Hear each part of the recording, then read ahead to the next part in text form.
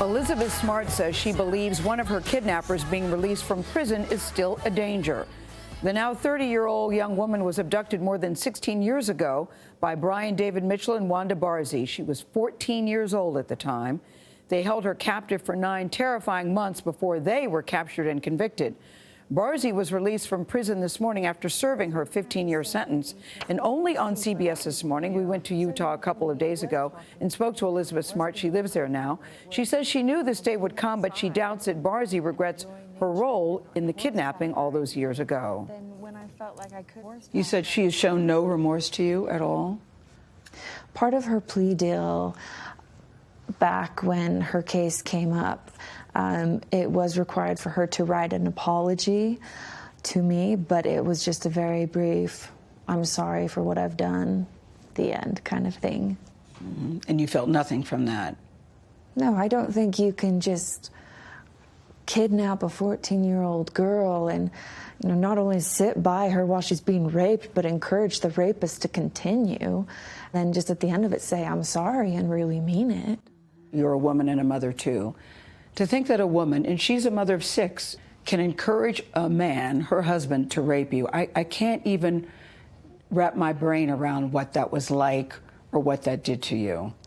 Well, first of all, I don't think she deserves the title of mother. She may have birthed 6 children, but she certainly was no mother. You said that you're not a vindictive person and that you have forgiven her.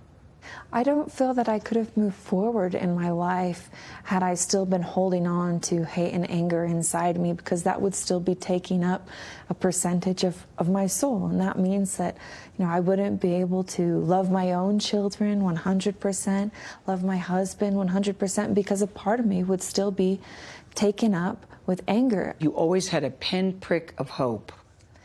Where did that come from? If you're raped on your very first night and every day after that by 2 clearly deranged people, how do you still have a pinprick of hope?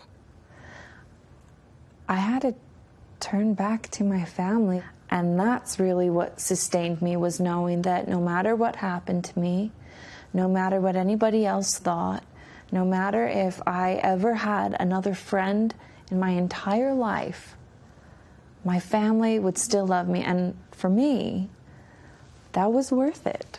You said something interesting. You said, you know, had this not happened to me, I might have naively thought that on some level it's the victim's fault.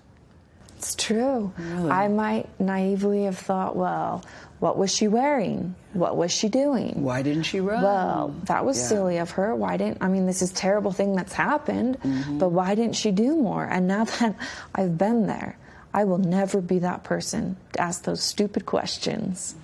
Because what you're really saying is you should have done more. Elizabeth, you were in your house, though.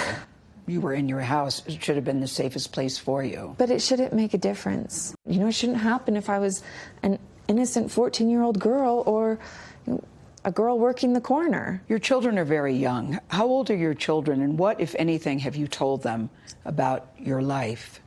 My daughter's 3 and my son is 1. What will you tell them when the time comes? Well, we have conversations right now. I mean, I want my daughter to know, first and foremost, that I love her no matter what. I love her unconditionally, because that was ultimately what served me in surviving my kidnapping, was knowing that my parents loved me unconditionally. Prior to being kidnapped, I was definitely that girl who, you know, loved happily ever after and getting married and having a family. And believed in fairy tales. Yes, yeah. And when I was kidnapped, I remember just feeling like it had all been ripped away from me. And so once I was rescued, I just remember feeling like I am not going to let life pass me by. Yeah, I marvel at Elizabeth Smart. You know, I asked her, have you ever had therapy? How have you gotten through this, that you were not in the fetal position, just totally screwed up? And she said, you know, what really got me through, she said, is her family and her music, playing the harp. She said, has she had some therapy? She said, yes, but from time to time. And I said, are there triggers that sort of trigger you and you have flashbacks or breakdowns? She said, the only time this happens is when I want to talk about it.